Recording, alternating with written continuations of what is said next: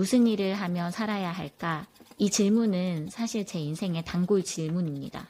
20대 후반에 첫 직장을 퇴사하면서 스스로 이런 질문을 던져보았어요. 넌 앞으로 어떤 일을 하며 살고 싶어? 네 인생이 어떤 모습이길 바래? 라고요. 막막했죠 뭐. 특별한 목표나 계획을 세우고 퇴사한 건 아니었거든요. 근데 이상하게 막 설레이는 거예요. 끝이라는 게.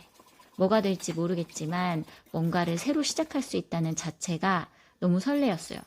그때가 제 인생의 첫 번째 새로 고침이었어요.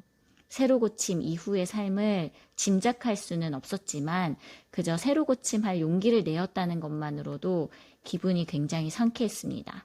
저는 그 당시 어떻게 살고 싶냐는 스스로의 물음에 이렇게 답했어요. 나는 다양한 직업적 경험을 하고 싶어. 죽을 때까지 한 50가지의 직업을 가져볼 수 있으면 좋겠다.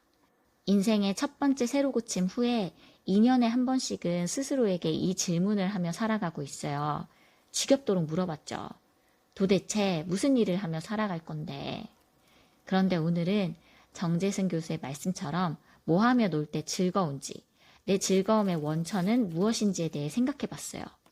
돈 벌려고 하는 일 말고 그냥 좋아서, 재밌어서 하고 싶은 일이 뭔지 말이에요. 일을 하는 시간 외에 나는 무엇을 하면서 시간을 보내고 놀고 휴식하는지 생각해 봤어요. 그런데 생각해 보니 놀이의 시간도 계속 변해왔더라고요.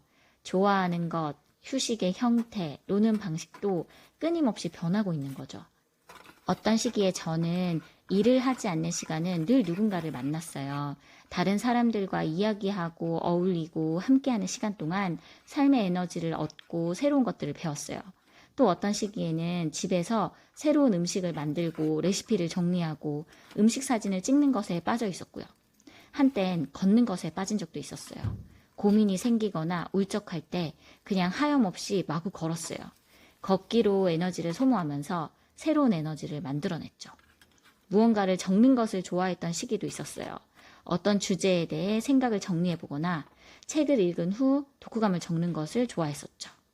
가끔은 멍 때리며 아무것도 하지 않는 시간이 최고로 즐거운 순간이기도 하고 술을 곁들인 맛있는 식사 시간이 최고의 즐거움이기도 해요.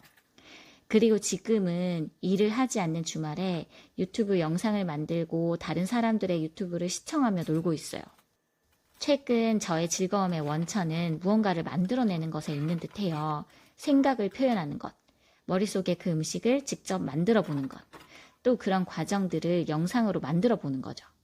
무슨 일을 해서 먹고 살래? 라는 질문에 비하면 뭐하고 놀 때 가장 행복하니? 라는 질문은 참 쉬워 보이잖아요.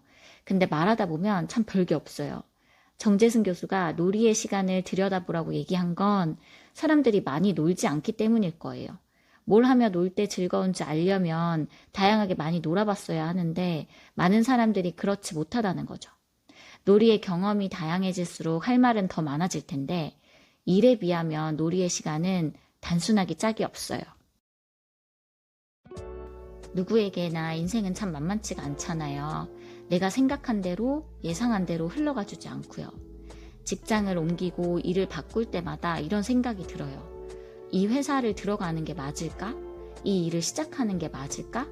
이 일을 하다가 나는 또 어떤 다른 일들을 할 수 있을까?